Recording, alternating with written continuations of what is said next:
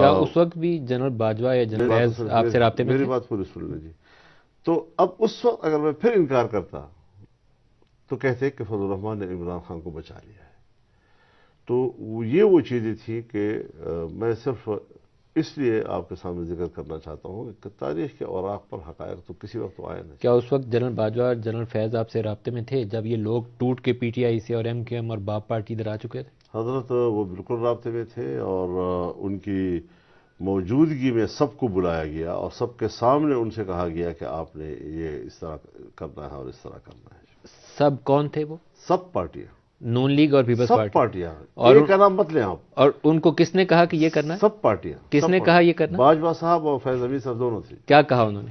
یہی کہا کہ آپ لوگوں نے کیا کرنا ہے، کس طرح چلنا ہے، کیا کرنا ہے. نو کانفیڈنس کے حوالے سے دونوں نے، اور سب نے اس کے اوپر ہاں میں ہاں بھری. پھر تو یہ کہنا چاہیے کہ موو جو تھی وہ ادھر سے تھی، تو نون لیگ اور پیپلز پارٹی نے صرف مہر لگا دی اس آپ کے اوپر. واقعی صحیح صحافی ہیں، آپ نے بات نکال ہی لی ہم سے. تو پھر مہر لگا دی نون لیگ اور پیپلز پارٹی نے اوپر سے مہر لگا دی. مہر لگا دی. تو پھر تو ان کو مزہ پی ڈی ایم کو جو کچھ پھر مشکلات پیش آئی ہیں، جو اکنامک ڈیفیکلٹیز پیش آئی ہیں، پھر تو I think P M L N deserve کرتی ہے کہ ان کو جو کچھ ہوا ہے. اکنامک جو ڈیفیکلٹیز آئی ہیں